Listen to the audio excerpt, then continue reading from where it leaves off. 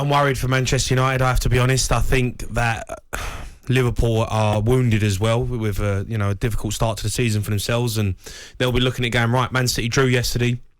This is a chance to get back amongst it. It's been a poor start from them, couple of draws, a little bit sluggish, and I think they're going to go after Man United. I really do. I think that they're gonna sense weakness. They're gonna sense a mentality at that football club that isn't good right now. All around the stadium as well. You're going to be protests, and I just think it's going to be a horrible feeling there tonight. And I think Liverpool are going to win this comfortably, 4-5-0, and we're going to be absolutely digging out Ten Hag. I can't see anything other than that. Do you? They don't have Casemiro yet, do they? Is he not registered yet? Is that okay? So he's not registered yet. I think that will be a massive difference when they can get him into that team. I think they've done really well there. Do you agree with that one? We don't agree on anything this morning, do we? I don't know. I'm not sure. Look, he's a good player. Don't get me wrong. Good player. Had a great career. He's been playing in a Real Madrid team with Toni Kroos and Luka Modric, who are better than him. So he's the worst one out of the three, and they've signed him for £50 million. Do I think it's a signing that's going to completely change their season? No. It's better than Fred and McTominay. But if you're thinking all of a sudden he's going to come in and change everything for Man United, I think you're wrong. I think we've seen it with Varane, seen it with Sancho.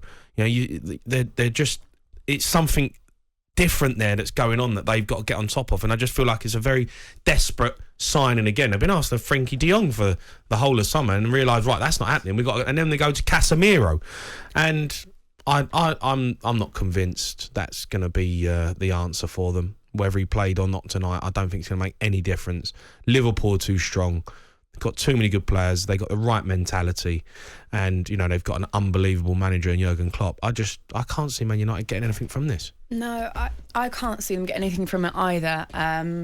I would like to think, just because it's the Premier League, anything can happen.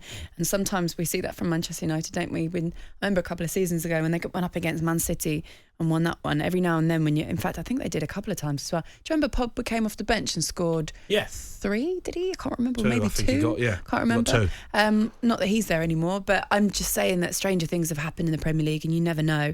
I'd be very interested to find out what happens with the centre-back position with Manchester United. Who's this a bigger game for, Woodsy? Yeah, I know what you mean, because 2 draws for Liverpool to start with and 2 losses for Manchester United. Look, they're both huge fan bases, aren't they? I don't think Klopp will necessarily feel very much under pressure, considering that City also drew at the weekend as well. So it's happening all over the place.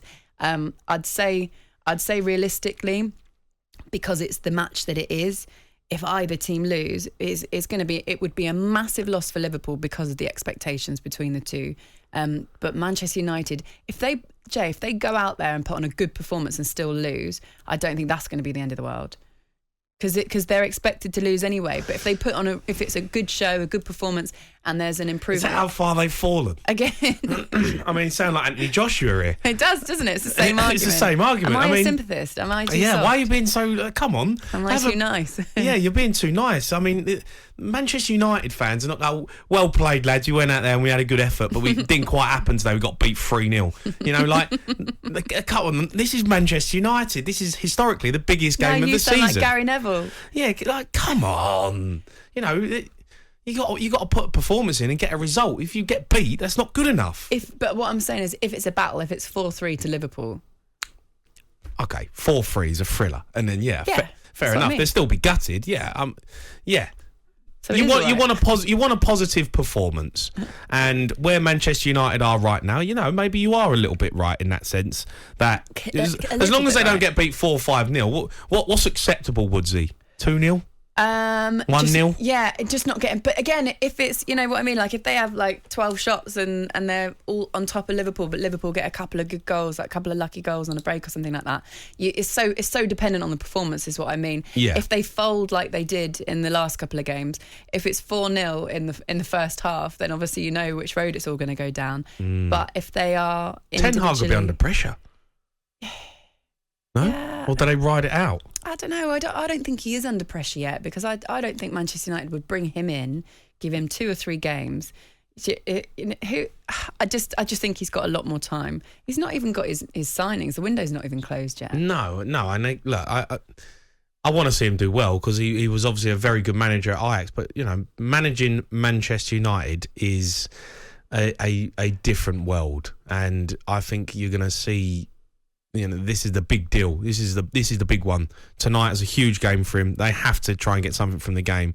And you are managing a football club who historically are one of the biggest clubs in the world, who are in absolute turmoil right now, and they just don't look like they're getting it right. And it's a huge job. It really is. Do you think he's under pressure? I think if he gets beat tonight, I think people are going to start asking questions. Yeah.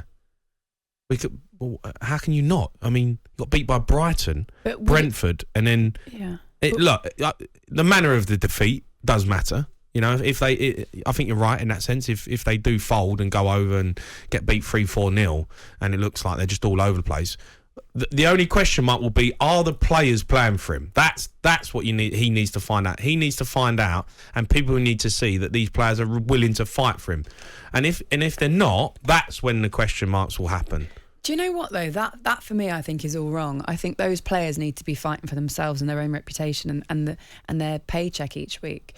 Like if a new manager's come in and you've been as drastically dreadful as you were last season, and there's a manager that's come in and he's obviously got an idea and a philosophy and a way to play, and Manchester United have chosen him as players with contracts. You've got to step up and start playing, surely. Oh, I absolutely agree with you. Yeah, I mean, of course. I mean, you go out there and you are playing for yourself. But look at Conte. You look at the players. They talk. The players talk about Conte. I'll run through a brick wall for him because of how he is and what he brings. And you see that. And you Klopp as well. Liverpool players will absolutely run if he asked them to run through a brick wall, they would for him. And that's what you get in a manager, and that's why these managers are at the top of their game. I've yet to see that from Manchester United players with Ten Hag, and I need to see that to convince me that he is the man that will take them forward. Or he sells them and gets a new team in and gets players that actually want to play for him. I mean, how hard is that? Of course, they could get rid of 11 players, and that's what I mean. Though it's kind of like, come on, guys, like it's up to you now.